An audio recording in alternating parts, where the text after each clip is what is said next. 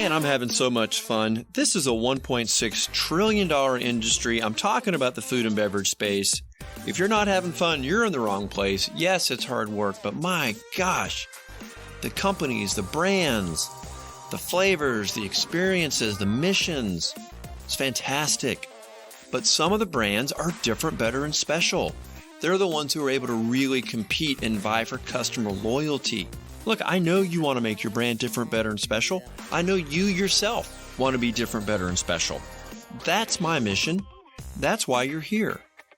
Join me on this journey as I interview CEOs and founders from all the different companies within the food and beverage industry so we can discover what they're doing, so we can take that information back, digest it, and become better ourselves, and to help our companies take on different strategies, pick the right technology, pick the right partners, and of course, you got to have great tasting food. You got to have great tasting beverages.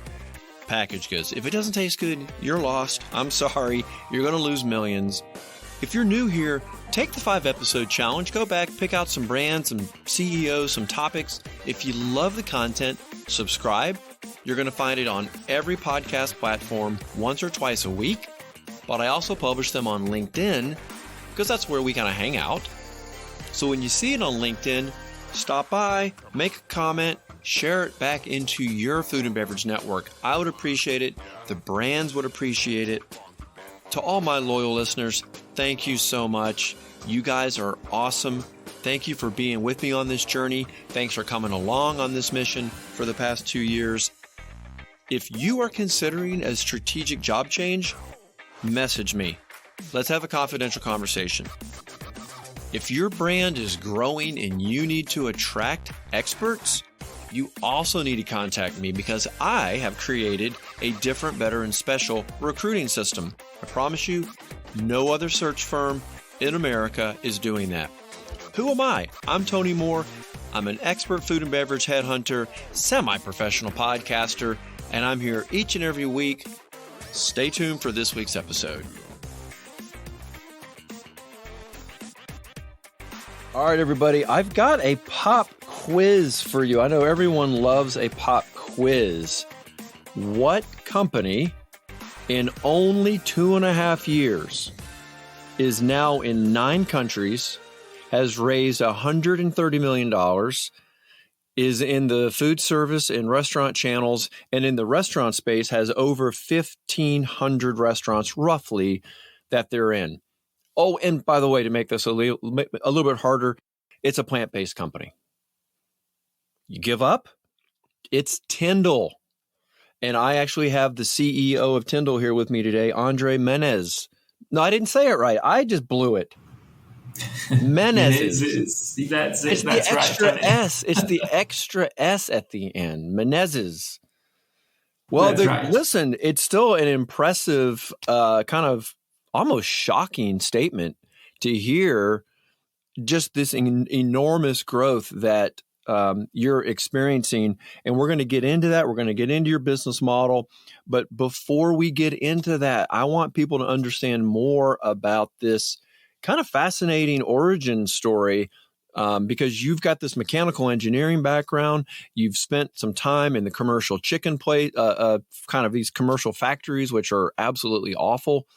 And lo and behold, we've got this fantastic company. So welcome in, and I can't wait to get into this information with you today. Thank you so much, Tony. I'm very happy to be here with you today and to share a little bit more about our story. Yeah, so first of all, explain the name, TiNDLE. Great question and great way to start. Everything we do at TiNDLE is related to sustainability and reducing the climate change and the impacts we have been having on our planet. And as a key element of that is obviously the greenhouse gas effect. We looked down in history and we found out that a physicist named John TiNDLE from Ireland figured out in late 1800s that the carbon dioxide has heat absorption properties. And that's the base understanding for what we later call the greenhouse gas effect. His name was John TiNDLE. It spells different from TiNDLE, our product and brand, but that's the inspiration behind it. Look at that. So that is a throwback, kind of an honor, kind of a tip of the cap, if you will. I always love how people come up with company names. It's such a fascinating process when you've got this great idea and this company and you put pen to paper and you try to figure out what's the name that's going to resonate. And you just went back in history. Exactly. We wanted to be meaningful, related to our mission. We wanted it to be short and global and not, the company was started global from day one. That was our vision. We don't think that climate change can be solved at a local level. So we wanted to create something that was global from the get-go, using our experiences and knowledge that we had before in our lives. And TiNDLE, the name and the brand and how we position and all that was created with that in mind. It was a very challenging, one of the most challenging things we've done was actually to create a name, I must tell you. Really? I mean, literally, if you've never done it, it is literally like giving birth. Sorry to all the women who actually have given birth and you're just two guys. But, it's hard. It is really hard to come up with something that's meaningful. To me, it makes sense that you've got an engineering background and you're in plant-based because it's a very complicated food. To me, I'm not an engineer. I'm not a food scientist, but it's a very complicated product. I see. So it makes sense that you come out of this engineering background, but you started in chicken, and I imagine that had a huge impact on how you felt about what you were seeing. Yeah, exactly. And that's a very funny point that I just mentioned there, because my engineering background actually makes me understand in depth when I was working with the chicken in the meat industry, made me understand how complicated animal farming actually is and how inefficient animal farming actually is. And that's when I started questioning if animal farming made sense at all. While we absolutely love the taste and the texture of that ingredient, in this case chicken, it could be meat or anything, that's not what a bird called chicken was designed to be, right? And that means that by using this technology, the chicken, the bird, to create the ingredient we want, it's very inefficient. And my engineering background just makes it very logical, frankly, because plant-based foods, you are achieving that outcome, which is basically the ingredient, the texture, the looks, and the taste and all that, is straight from the plants. You are bypassing the animal out of the equation and making it a much simpler, much more efficient process by using technology and deploying technology to solve, just like we've done for transport. We don't need horses anymore. We don't need whale oil to light the streets anymore. We don't need bulls pulling, mills anymore. So why do we need to rely on animal farming in 2022, frankly, to produce a food that we love? That doesn't make sense. And, obviously that transition is starting to happen. And that's how everything started for me, by understanding that. Talk a little bit about the inefficiency that you discovered, that you witnessed, and why this, I think, and you think is so important that we have this plant-based solution. Exactly. So if you think about any animal, the evolution over thousands of years was bringing that animal to a stage in which that animal would be, would survive for longer, would be able to reproduce further, would be able to be healthy, survive the weather, be able to eat and convert that food into energy, movement, feathers, and everything else that you need to survive, depending on the environment you're at. And that's basically how an organism, in a very simple way, works, right? As a sub-product of that, it just happens that the meat meaning like some of the muscles that animal develops to remain alive and have movement, be able to move around. It just so happens that they taste good, and we learned to like it, and they're nutritious, right? So that's a kind of it's almost an accident if you think about it. It's almost a coincidence, an accident. It's not what they were really designed for. What that means is that we are slaughtering 80 billion animals just for us to get that byproduct of of a creature that was alive, and just to try to get the byproduct of the evolution in the shape of an ingredient. That doesn't seem to make sense to me. We don't need feathers, we don't need beaks, we don't need blood, we don't need intestine, we don't need all the inlets of of an animal. We don't need the movement and the heat and all the things that this animal will spend most of its food intake through its life with. We don't need most of that. We only need ingredients. So how can we solve for an ingredient? How can we take the same inputs we have, basically, right? In very simple terms, a bird is basically getting soy and water or corn and water, and then using the genetics to, in a very complex way, right, transform that into everything I just described. And then our question is, how can we go straight from the beans, the soy, or whatever ingredient we're using in water, straight into the muscle, right? It's straight into that. When I say muscle is the ingredient, that's what we've done. It's much simpler than the animal, frankly, and that's why we do it. How many birds did you say were slaughtered a year? Animals in the world, in general, total is about 80 billion, about there, 70 to 80 billion. And then birds account for the majority of that, like 55 to 60. I don't know the exact figure right now. It varies, obviously. But it's also the fastest growing. So in number of animals slaughtered, chicken is the number one animal slaughtered, land animal for food. And in terms of volume eaten, chicken has also became recently, a few last years, became the number one as well. The more I have learned about the commercial chicken operation, it has completely turned me off to chicken. And it's a problem now when I go out and eat. There's chicken everywhere on every menu. It's very hard, literally, to find food that doesn't have chicken these days. And so I think having, alternative chicken, I think is a great idea, because we do love it. We use it in just about everything these days. So there has to be a more efficient way, of creating chicken meat. And obviously that's what you're striving to do at TiNDLE. But I will say there have been some very challenging trends right now, right, in plant-based. So if we're looking at what's happening out there, Impossible Foods, they've had layoffs. It's also affected, Planterra, they got shuttered. JBS shut them down. There's more, there's been some negative news out there, but you guys have this positive trend. So what can you say about this? Why are we going through this right now? And does it affect you or your investors? That's a great question. And it's obviously, I think it's an important topic for us as an industry to share from inside what we see that's going on. What are the concerns? What are the real challenges? What is specific to our industry? What's a broader macro outlook? And I think there are a few things loaded into that, right? I guess, number one, there is an economic slowdown, and that's affecting not only plant-based, that's affecting, how many tech companies you have seen recently also laying off quite a number of people, right?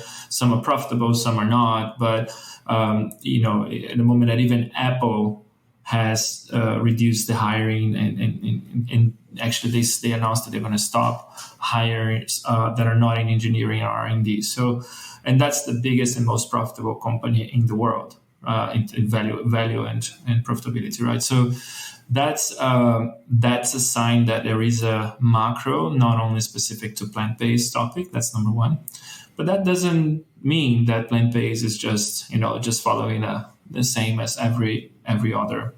I guess plant-based has suffered a bit more, at least in terms of attention and press, and that's related mostly to some numbers that were out in terms of consumption increase. In sales increase over the last 12 months or so, that has been pointing to, in a few markets, in particular, the one that this is making more noise is actually the US, that the numbers haven't grown year on year this year. While they have grown a lot before, there was a spike of 40% before, and now it's basically, it has showed some signs of stagnation in the US retail. how do we see that, and what do we attribute it? Is this the end of plant-based? Is the beginning of the end, or is this the beginning of the beginning? How do we see that, right? So I guess there are a few components. I think number one, during the pandemics, there was a channel migration. Obviously, less people eating out and more people eating in buying food and groceries and trying new things. And why is that relevant for plant-based? It's relevant because most of the sales for plant-based actually happen at the grocery. So that migration of channel has benefited companies that had high reliance on retail, supermarkets and groceries. And on the other hand, companies that were highly exposed to food services, they went down, obviously, right? So restaurants were obviously shut. In that case, plant-based has benefited, and some of that immense spike that we've seen before was in fact attributed to that migration. And obviously with food services coming back up and normalizing things, that retail sales shows that suffering. That's number one.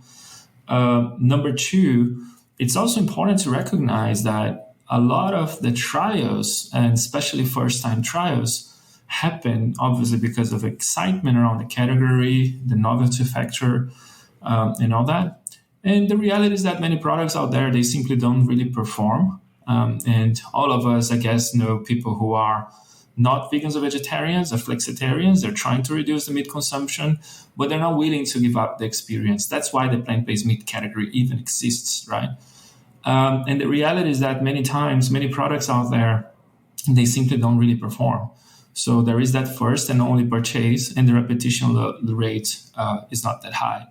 So that hinders the growth of the category as a whole, and that shows up in the aggregate numbers. So that's number two. What's important to highlight here, though, is that on the long-term trend, absolutely nothing has changed. In fact, it's only getting better. So plant-based discussions, sustainability-related talks, like bringing food into the center of the topic. Food was not a topic in anything related to climate change, 10 years ago.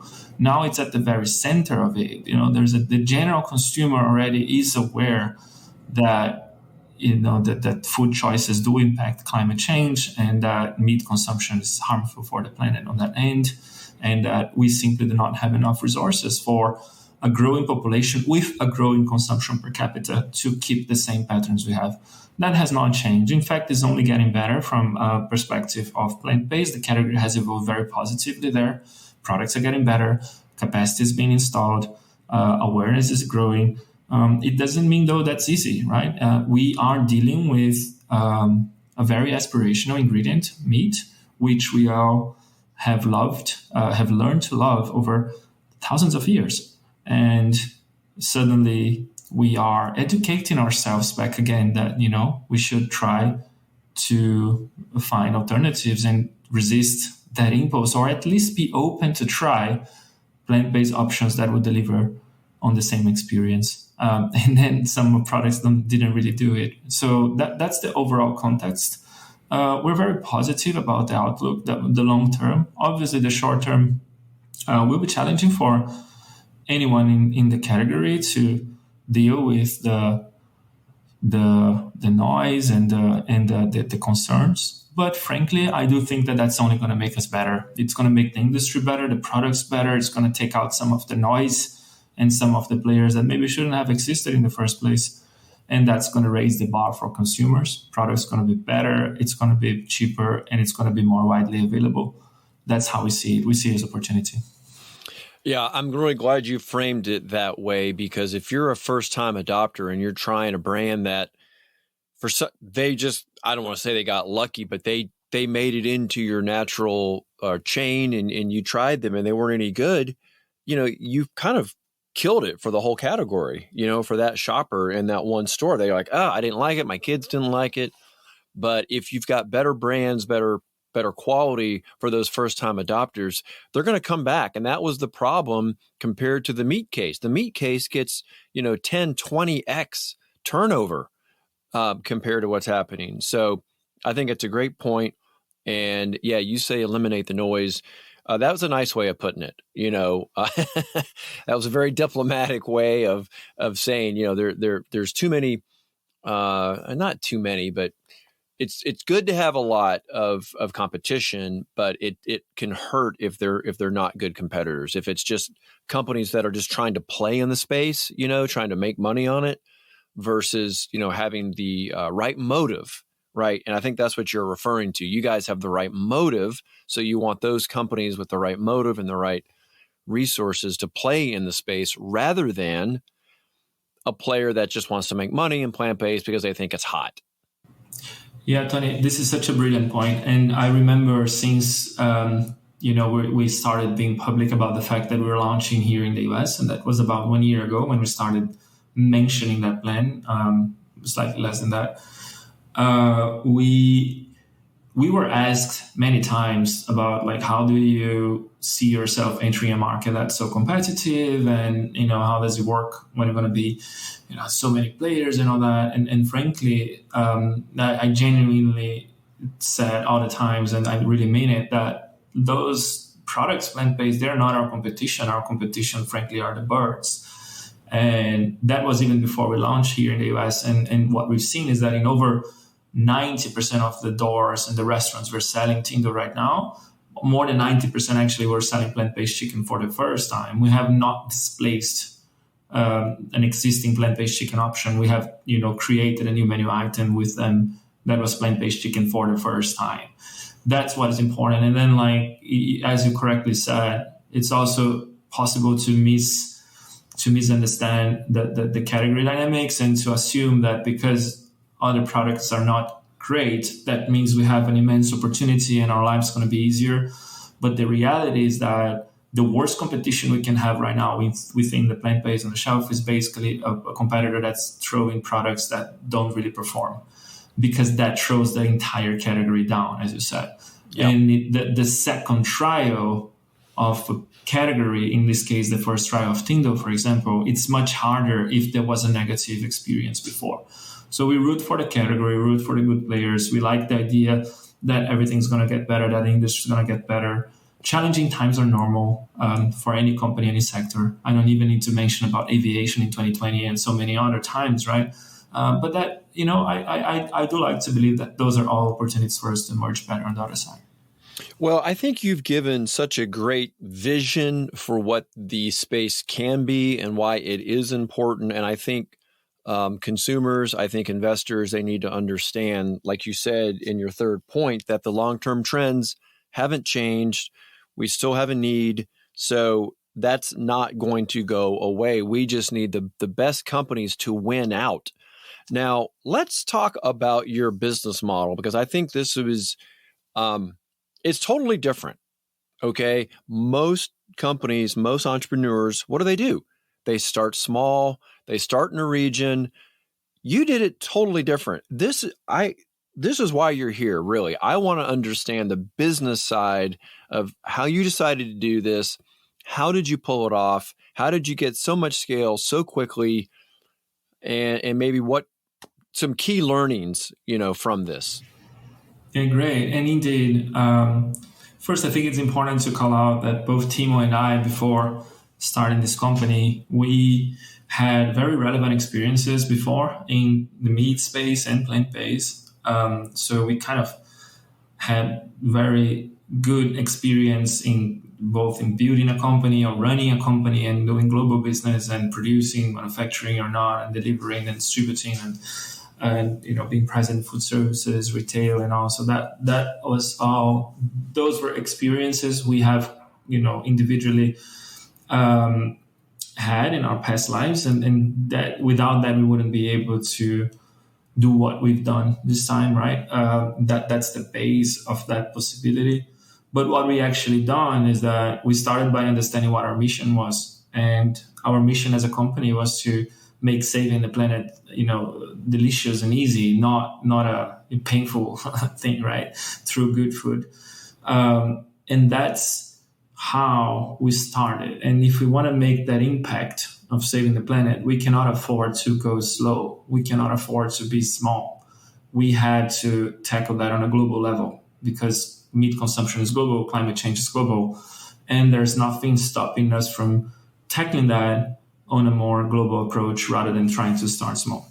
So what we've done, we put a lot of thinking behind our business. So you said something interesting, right? Most of the first-time founders, you do a product, you develop a product, and then you figure out how to produce it, and then you figure out how to sell it, and then you figure out how to wrap this whole thing as a business. We started the other way around. We started with what is our mission? What do we want to achieve? What's the best business model to solve for that mission? And then we designed the business model. As part of the business model, we decided what we were going to do, but most importantly, what we were not going to do. So on the what we were going to do, it was clear that we would try to embrace a very challenging mission and complexity of being global. That was something we designed as a business objective. But then because we wanted to be so bold and so crazy on that front, frankly, we were very mindful and very narrowly focused in terms of the value chain. So we designed a business that were completely asset light, that was focused on the intellectual property. We would be on the commercial side as well to run the business, be on the product side on how to develop a plant-based protein that performs as well as meat or better, and be then on communication and brand and that entire education of consumers. So we focused to design that business model.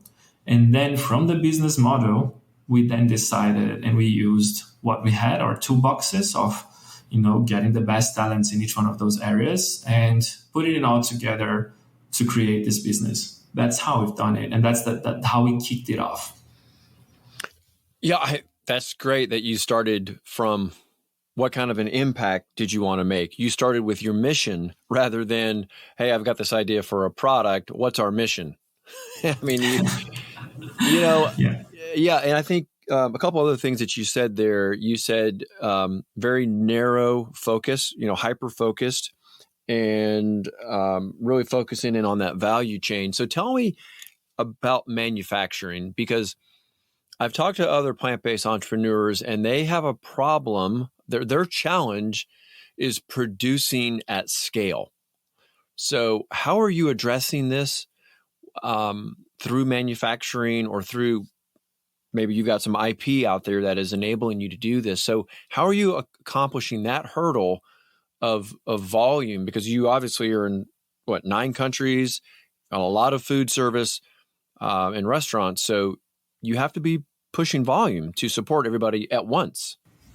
Yeah, and I would tell you, we're just starting, and we can go much, much bigger than that, frankly. With the way we designed it was basically for what's happening right now, for that growth. But we had, both Timo and I, in our past experiences, have started up factories, run factories, understood clearly how do they work. We have also dealt with co-manufacturers before. We have dealt with co-packers. We have dealt with all of that in our past experiences. And our experiences were solid enough for us to break or challenge some of the paradigms you may hear around very commonly. It's not what you mentioned, but you would hear a lot of people who would claim that to keep their IP or their knowledge or their product, they need to own the factory. We know for a fact that, one, this is not true. And it goes both ways. You don't need to produce yourself to keep your IP, but also producing yourself doesn't mean you're keeping your IP, right? I mean, if you're producing yourself without any really being serious about protecting your knowledge and your trade secrets or intellectual property, your plant manager will know it all, and he or she may be hired by another company, and you're gone. Like not you're gone as a company, but your knowledge that you were trying to protect and you thought or claimed to be protected just because you are the owner of that asset, the factory. It's a false sense of security. It's a false sense of security. It's a false sense of security. But actually, if you look at very high complexity, high IP areas or highly protected spaces, you see that it's not uncommon to see people outsourcing the manufacturing itself, be Apple working with Foxconn, which is not a secret to anyone, but it doesn't mean you can just go to Foxconn and get an iPhone with your logo, right? That's the kind of thing, the misconceptions out there. Same thing for Coca-Cola. Everyone knows Coca-Cola outsources their bottling and the way they work and all that. Doesn't mean that there is another. Everyone knows like the formula has leaked, and now you have a exact Coca-Cola being copied by another company, right? And they outsource it across the world for decades. So those misconceptions, they're logical.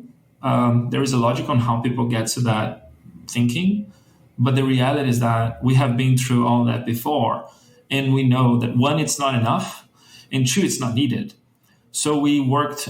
We decided to develop a business model that would work with partnerships, completely asset light on our side, very efficient in capital, and we would engage specialized partners to work with and for us in specific portions of our value chain. So we could have a very narrow focus on what portion of the value chain we do in-house versus what part we control via someone else. For example, we don't need to have truck drivers in every country or in delivering to restaurants, right? We can work with distributors.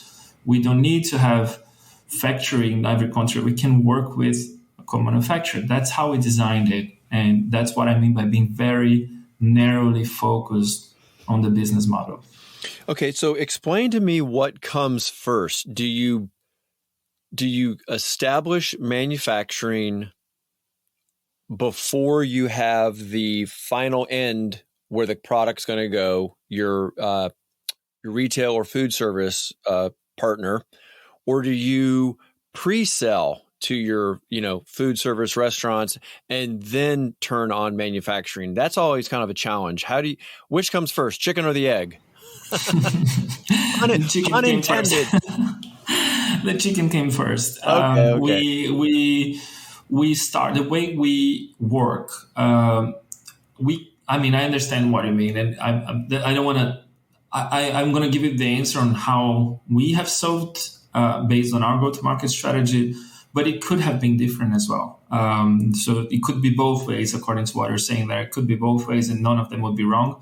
But the way we worked was we wanted to have it broadly available and distributed, right? We're not targeting one specific client that we would sell to and then produce. We're targeting how can we develop, how can we produce, how can we pack it, how can we distribute, make it available, and then sell, right? So that's how we tackled. And then once it was available and able to be delivered and all that, then the sales process basically started. Got it. So the chicken did come first. Chicken did come first in our case. We have solved the lifelong question. The chicken came first. All right. That's kind of an interesting insight into how you think and how you're building and scaling. You guys have raised a lot of money. Are you still going through a capital raise process, or are you able to generate enough revenue now based on operations? Yeah, we have raised a significant amount of money exactly because we understand that what we're up against is a $1.4 trillion industry per year revenue, right? The meat industry. And those guys have been investing decent amounts of money every year to, one, become more efficient and be able to develop the channel and deliver, like, frankly, the tasty products to consumers, right? And create that education. So we cannot discount how big the challenge we're dealing with is. So that's why we raised that amount of money, because we know how hard it is for us to fulfill our mission and how big the challenge we have in front of us is. But we have not raised that money to burn through very quickly, right? We're very cautious in making sure we had, with the raise, enough runway to establish our business, to access the markets we want to, and then develop and do pivots along the way if needed and when needed. So finally, to your question, we do not have any fundraise on the horizon right now. It doesn't mean we'll not raise again. It's just that we don't have the need to do that in the next 24 months at least. And our focus is entirely on delivering on our mission. Well, we've talked a little bit about your mission, but I want to hear a little bit more about your brand and tell people more about TiNDLE, the kind of the product offerings, the best way for people to find it and try it and adopt it. As everyone knows, I'm a flexitarian, so I'm a big believer in what you're doing. Sure. So if you look at our brand and how we created TiNDLE as the feeling and the perception you would have, we looked at what food represents for us consumers, right? And more importantly, what meat represents and what is our emotional connection to it. So if I ask you, what is the best food experience you ever had? I could guess with a certain degree of chances of getting it right that you're going to remember being in a restaurant with a very nice ambience, with food prepared by a chef, meat, some sort of meat, could be fish or chicken or beef, whatever, but meat was definitely on it. And there's a high chance that you were with a group of loved ones, or at least one. You're not alone, probably. And highly likely you were traveling, right? So that shows how, when you talk about the best food experiences, you note how I have not even started to mention about the taste, the texture, the spices, and all that. And right, that's the experience. very important. The experience. Mm-hmm. Exactly, and that's very important. And surprisingly, plant-based foods have been for so long basically tasteless cardboard served for people trying to watch Netflix and grab some bites. Right. They're these, frozen plastic bags, Yeah. So that's not the best food experience you had. And we wanted to make sure that throughout our brand, our communication, our go-to-market strategy, that's why we started with restaurants, we wanted to make sure we would take the hardest path, frankly, and that's the hardest. If you ever sold something to a chef, you would know what I'm talking about. It's always, they're the hardest to crack. But we knew that if we had a product the chefs would be excited with, that meant we nailed the product and the product is amazing. And that we also knew all the way that by having that product being served at a restaurant with the ambience, with the experience, with people around you, you're going to challenge that very paradigm that I was mentioning about how plant-based foods have been for so long associated with terrible tasting foods. And that's how we started. That's how our brand was designed. That's how our go-to-market was designed. That's why we started with restaurants. And to your point, where can you find it? You can only find it in restaurants right now in 9 countries. If you go to TiNDLE.com -find, you will see restaurants near you. But you can also have delivered to anywhere in the US. With Goat Belly, with Chef Chad from Philadelphia. He ships on Goat Belly meal kits that are incredible, like a fried chicken sandwich. Wait, what's the name of that again? Goat Belly, goatbelly.com. Got it. On there, if you Google, if you search TiNDLE there on Goat Belly, you will find some dishes made by Chef Chad in Philly. And they're amazing. Chef Chad is an incredible partner we have out of Philly, and he's a barbecue chef. He runs a barbecue restaurant, and he got really crazy about TiNDLE when he tried for the first time. And since then, we've been working closely together, and he sells on that platform, Goat Belly, from his restaurant, and TiNDLE is available there, so you can have it anywhere in the US prepared in your place. It's kind of like meal kit. That's kind of a meal kit. Idea. I just want to interrupt and say one thing. I like your website because you definitely have put the focus on the chef, and and that kind of resonates right now. That it's chef designed. You're selling to chefs, and you can look on your website and you can see all the different chefs that are using it. You can see what they're making. So you're really kind of taking the mystery out of, how to use it and how to make it the best way. Exactly. That's fundamental. And we Chefs are our heroes, frankly, and the reason why they are is because we figure out and we learn and we all recognize that our best food experiences, there was always a chef behind it, and at times we don't really realize that, because sometimes we think that chefs are only in those super fine dining, like crazy master chef kind of things. But the reality is that even if you go to your local restaurant and bar, and there's always a chef. Sometimes a self-trained chef, sometimes a formally trained chef. But there's always a chef putting a lot of effort and science and art into creating a dish that's going to satisfy your experience in terms of texture, taste, presentation, size, portion, plating, everything, right? And there's someone looking at the environment and ambient. So they are our heroes. They are the best carriers of that experience. And guess what? There's no way a poor tasting product would perform at scale at restaurants, because people have to buy it. People have to be happy with it. If not, they're going to delist out of the menu. That's a very hard bar to it's work a cold with. reality, right? I mean, Yeah. if they don't get people to come back and order, they got a business to run. They're not going to use your product. I mean, I think that's the beauty of that system. People are very discerning. If it's not good, they're not going to do it. Yeah, and it goes a bit further even. We are preparing to launch in groceries and supermarket, and our process of selling with and for chefs was such that we were collecting data of, we created super versatile products, right? The chefs could do whatever they wanted. I mean, the last thing you can do is sell something that's ready for a chef. They will never buy it, right? So it was a product that chefs could play with. They could add their own spin. They could do their own seasonings, preparations. And we started collecting that, information and feedback. So what are they doing? What are they serving? What is the right way? What is the right size of the portion? What are the killer products? And so on and so forth. And we collected all of that input to create and develop our supermarket products. So that entire journey in more than 1,500 restaurants around the world is being used to learn, develop products, and then bring that quality to consumers in their houses. I think that's incredible. I keep hearing how companies innovate.